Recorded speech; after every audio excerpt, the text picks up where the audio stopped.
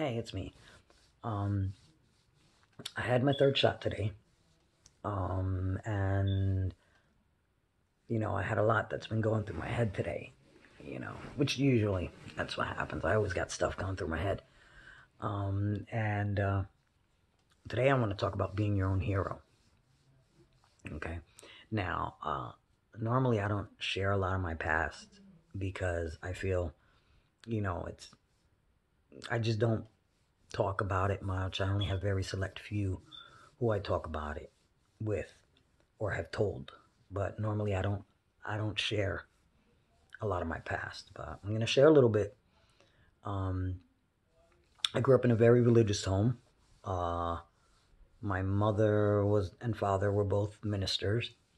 Um, Pentecostal, mm, lovely. Uh, my home life was very, very violent. Um, I was mentally, physically, emotionally, sexually abused as a child. Um, and it was really a hard life. I was awkward, ugly duckling. Everybody told me I was ugly, made fun of my teeth, made fun because I was skinny and my hair and everything. Kids are ruthless. Um, then I had my daughter at 18. I was homeless. Then I got married. My first marriage lasted about 5 months. It was abusive. Um, the person was physically abusive and drugs. Then I had my second marriage, which recently ended, which I mentioned.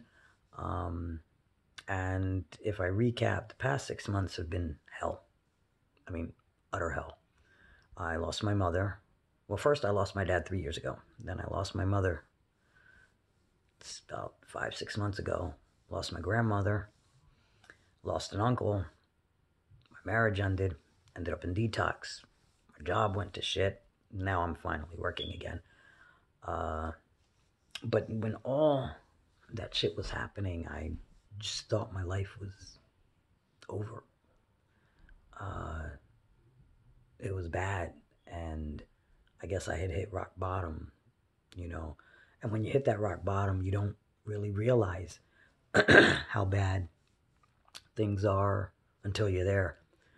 And now looking back, I realized, yeah, I hit rock bottom, but the only direction I had left to go was up. And what I thought was so hopeless and so bad back then really turned around, um, and realized I couldn't rely my happiness on another person. I couldn't rely my self worth on someone else. I realized that I had to be my own hero and I had to step up and I had to make myself happy, you know, and realize that the situation I was in wasn't good for me or them, you know. And I always, I always say when you're with somebody, they shouldn't. It's not their responsibility to make you happy, but you yourself should become a better person. And if you're with somebody and you're not becoming a better person, it's time to go. You know, if it's not being, constructive and productive, it's time to go. It's time to end it.